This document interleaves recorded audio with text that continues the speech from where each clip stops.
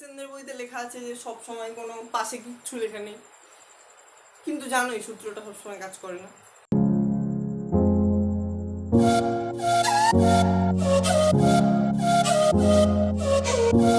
So hey guys, this is your boy Dibyendu Das.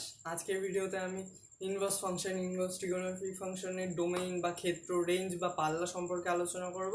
আগের ভিডিওটাতে আমি কিছু ট্রিগোনোমেট্রিক ফাংশন, মেট্রিক ইনভার্স ফাংশনের সূত্র সম্পর্কে আলোচনা করেছি। যদি তুমি ভিডিওটা মিস করে থাকো তাহলে তুমি ভিডিওটা গিয়ে দেখতে পারো। তো চলো শুরু করা যায়।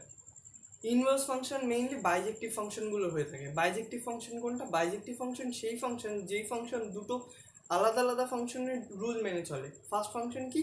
1-to-1 ফাংশন একটা ফাংশন, আর সেকেন্ড ফাংশন হচ্ছে অন-টু ফাংশন। তো আমরা এই দুটো ফাংশন নিয়ম সম্পর্কে আলোচনা করব, তারপর বাইজেক্টিভ ফাংশন দেখাবো। তো বাইজেক্টিভ ফাংশন দুটো ফাংশনের রুল নিয়ে তৈরি হয়। একটা হচ্ছে 1-to-1 ফাংশন বা এক এক চিত্রণ, আর সেকেন্ড ফাংশন হচ্ছে অন-টু ফাংশন বা সাবজেক্টিভ ফাংশন। বাংলাতেও এটাকে সাবজেক্টিভ ফাংশনই বলে। তো এই দুটো ফাংশন কিভাবে তৈরি হয়, তো ফাংশনগুলো আলোচনা করা যায়। আমরা কোনো ফাংশন দেখাতে গেলে ফার্স্টেই দুটো সেট নিয়ে নিই। তো এখানে দুটো সেট নেওয়া যায়, একটা সেট এ, একটা সেট বি।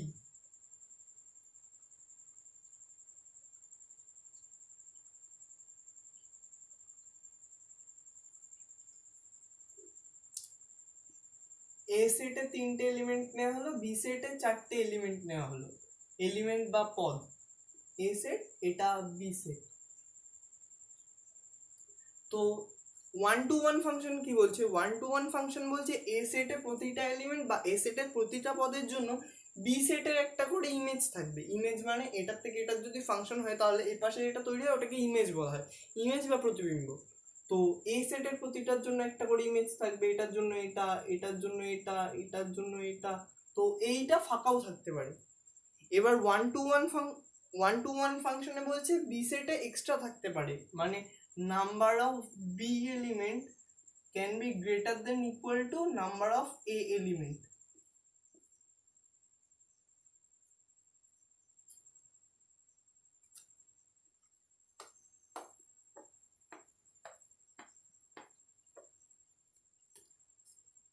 আর অন টু ফাংশনে কি বলছে সেটা দেখে নেওয়া যাক।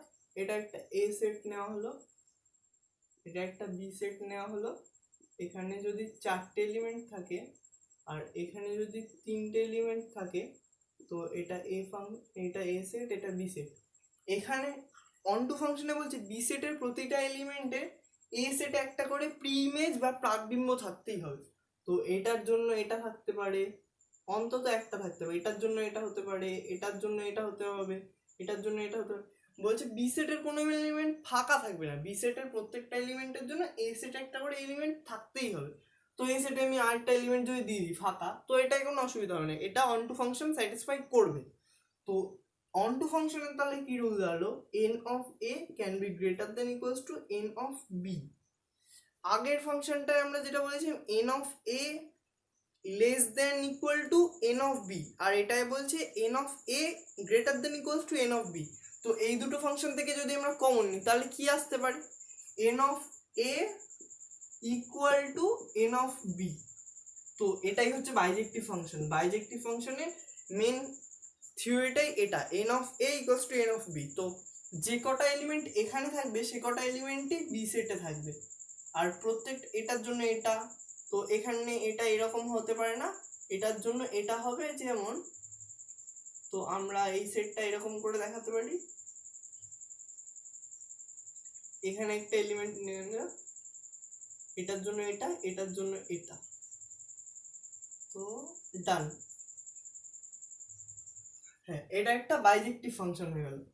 এটা একটা বাইজেক্টিভ ফাংশনের উদাহরণ। আর বাইজেক্টিভ ফাংশনেরই কেবলমাত্র ইনভার্স ফাংশন তৈরি করা যায়। দুটো সেট নেওয়া হয়েছিল এ আর বি। এবার যদি কোনো এ টু বি সেটের ফাংশন, এ টু বি সেটের ফাংশন এরকম হয় যে f of x equals to y, আর এরকম একটা ফাংশন থেকে থাকে g such that B to A g of y equals to x, তো আমরা এই জিটাকে বলতে পারি এফ এর ইনভার্স। তো এটাকেই বলা যেতে পারে F of inverse x equals two G x. তো এই জি ফাংশনটা হচ্ছে এফ এর ইনভার্স ফাংশন হিসেবে কাজ করে। তো এখানে আমরা এই চ্যাপ্টারে যেই ইনভার্স ফাংশনের কথা আলোচনা করব সেগুলো mainly trigonometric inverse function. Trigonometric inverse ফাংশনগুলোর ডোমেইন বা ক্ষেত্র আর রেঞ্জ বা পাল্লা সম্পর্কে আলোচনা করা হোক। তো সাইন ইনভার্সের ডোমেইন -1 থেকে 1, range -π/2, greater than less than equal to x, greater than equals to π/2। তো এইরকম করে এই চার্টটা দেওয়া রয়েছে। এই চার্টটা অনেকটা ইম্পর্টেন্ট। এই ভ্যালুগুলো তো জানি, সাইন এক্স এর ভ্যালু -1 থেকে 1 এর মধ্যে, কস ইনভার্স এক্স এর ভ্যালু -1 থেকে 1 এর মধ্যে, ট্যান ইনভার্স এর ভ্যালু -∞ থেকে +∞ হতে পারে, কট ইনভার্স এর ভ্যালু -∞ থেকে ∞ হতে পারে, কোসেক ইনভার্স এর ভ্যালু -1 এর থেকে ছোট হয় বা +1 এর থেকে বড় হয়, সেক ইনভার্স এর ভ্যালু তাই হতে হবে এক্স এর ভ্যালু। তো আমাদের মেন যেটা ইম্পর্টেন্ট সেটা হচ্ছে রেঞ্জ। আমাদের রেঞ্জটা ভালো করে মনে রাখতে হবে। সাইন এক্স এর ক্ষেত্রে রেঞ্জ কি আসছে, -π/2 থেকে +π/2, ওই পয়েন্টটা নিয়ে। আর কস ইনভার্স এর ক্ষেত্রে কি আসছে, 0 থেকে পাই, ওই পয়েন্টটা নিয়ে। এটা ক্লোজ ইন্টারভ্যাল, কিন্তু এটাই ইকুয়াল টু আছে ক্লোজ ইন্টারভ্যাল। আর ট্যান ইনভার্সের ক্ষেত্রে কি আসছে, -π/2 থেকে +π/2, এটা ওপেন ইন্টারভ্যাল কিন্তু। আর কট ইনভার্সের ক্ষেত্রে 0 থেকে পাই, ওপেন ইন্টারভ্যাল। কোসেকের ক্ষেত্রে -π/2 থেকে +π/2, 0 বাদে। কেন? কারণ সাইন 0 ভ্যালু 0, এবার যদি কোসেক ইনভার্স 0 করে তাহলে ওটা তো বাড়ি করা যাবে না, ওর জন্য 0 বাদে। এবার যদি সেকের ক্ষেত্রে বলা হয়, সেকের ক্ষেত্রে কি, সেকের ক্ষেত্রে 0 থেকে পাই ক্লোজ ইন্টারভ্যাল, কিন্তু π/2 বাদে। π/2 cos π/2 ভ্যালু তো 0, তো ওটা যদি উল্টে দেয় তাহলে কি হবে, ওটা তো বাড়ি করা যাবে না, তার জন্য π/2 বাদে এখানে। তা এটা দেখে খুব টাফ মনে হবে হয়তো, এটা কি করে মনে রাখা যাবে। তো আমার কাছে একটা খুব ভালো ট্রিক্স আছে, যেটা থেকে এটা মনে রাখা খুবই সহজ হয়ে যাবে। তো জাস্ট একটা জিনিস খেয়াল করো, সাইন, ট্যান, কোসেক, এরা তিনজন একরকম বিহেভ করে। এদের এইগুলো দেখে নাও, প্রায় সেম। কিছু ওপেন ইন্টারভ্যাল, কিছু ক্লোজ ইন্টারভ্যাল এরকম রয়েছে, আর এই তিনটে একই রকম বিহেভ করে। তো দেখা যাক কি হয়, কিভাবে মনে রাখতে পারি আমরা। সবাই এই কোয়াড্রেন্ট দেখেছি তো, এটা 0, এটা π/2, এটা পাই, আর এটা হচ্ছে -π/2।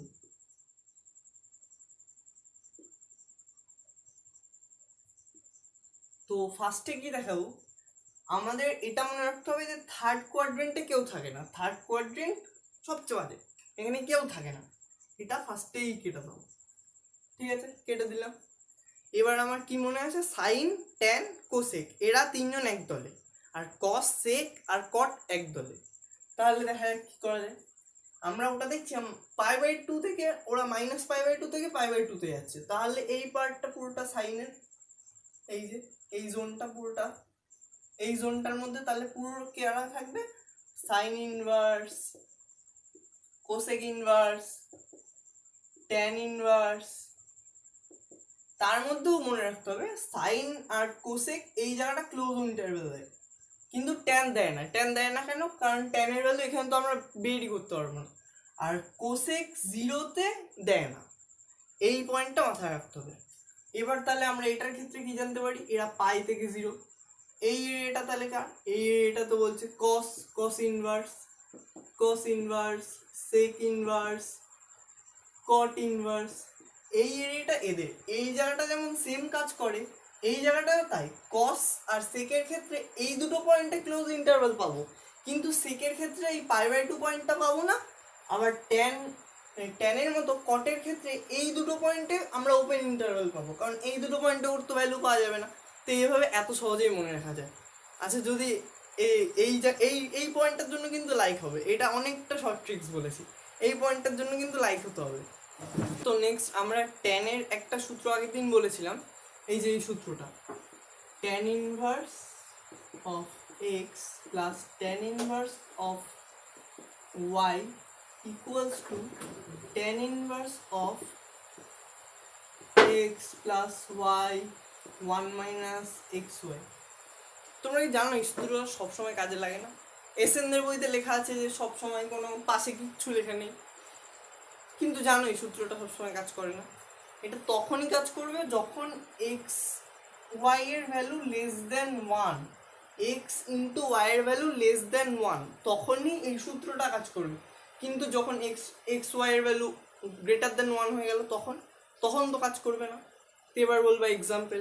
আচ্ছা দেখাচ্ছি এক্সাম্পল আমাদের বইয়েই আছে, কিন্তু অঙ্কটা উল্টো পাল্টা ভাবে করেছে। আচ্ছা আমি দেখাচ্ছি এক্সাম্পল। এই যে এই অঙ্কটা দেখতে পাচ্ছ, এই অঙ্কটা এটা যদি এক্স ধরি আর এটা যদি ওয়াই ধরি, তো এটা গুণ করলে কত আসছে? 4/3 ইন্টু 12/5 ইকুয়ালস টু আসছে হচ্ছে 4/16/5। তো এটা তো গ্রেটার দেন 1 হয়ে গেল। তখন কি করব? তখন আমার ট্রিক্সের কথা শোনো। যদি এক্স ওয়াই এর ভ্যালু 1 থেকে বড় হয়ে যায়, এই অঙ্কগুলো পরীক্ষায় দেওয়ার কথা না, কিন্তু তাও বইটায় এক্সাম্পল 7 এই অঙ্কটা পুরো উল্টো পাল্টা হয়ে করা আছে। ট্যান থেকে ওরা কটে নেবে, কট থেকে ট্যানে ঘোরাবে। কেন আমি ওরকম কেন করবো? আমাকে tan x plus tan y দিলে আমি কি কটে নিয়ে তারপর ওটা ঘুরিয়ে করবো না তো। তাহলে ওটা কেন ওরকম করবো? তো দেখো, যদি এক্স প্লাস ওয়াই এর ভ্যালু বড় হয় তাহলে ওটা গিয়ে হয় tan inverse x plus tan inverse y equals to আসে হচ্ছে পাই প্লাস ট্যান ইনভার্স, তারপরে যেটা লিখতে পড়ে ওইটাই হবে, কিন্তু এটা পাই প্লাস আনতে হবে। বোঝা গেছে? তো এই অঙ্কটা ওরকম করে করি, পাই plus tan inverse of 4/3 plus 12/5 1 minus 4/3 12/5। তো পাই প্লাস ট্যান ইনভার্স 15 15 কেটে গেল 15 36 15 15 48 পাই প্লাস ট্যান ইনভার্স 15 মাইনাস, তাহলে এদিকে হচ্ছে 33 আর উপরে হচ্ছে 56 মাইনাস, এটা আমরা কি পাই মাইনাস ট্যান ইনভার্স বাই 33। হ্যাঁ এটাই অ্যান্সার আছে। তো এই অ্যান্সারটা এরকম আছে, কিন্তু ওরা কি করেছে শোনো, ওরা করেছে হচ্ছে এটাকে কটে নেবে পাই মাইনাস করে। তো আমাকে কটে নিয়ে ওখান থেকে ট্যান ঘুরিয়ে আমি কেন করবো? আমার প্রসেস এটা বই উল্টো পাল্টা হয়ে করা থাকবে। তো আজকের মতো এটুকুই। ভিডিওটা যদি ভালো লেগে থাকে, যদি নতুন কিছু শিখতে পেরে থাকো, তাহলে ভিডিওটাতে একটা লাইক করে দিও, আর চ্যানেলটিতে নতুন হলে সাবস্ক্রাইব করে দিও। আর গাইজ 100 সাবস্ক্রাইবস আমরা পূরণ করে নিয়েছি, তো তার জন্য তোমাদের অনেক থ্যাঙ্কস। এভাবে সাপোর্ট করতে থাকো আর আমি নতুন ভিডিও আনতে থাকবো। তো বাই বাই।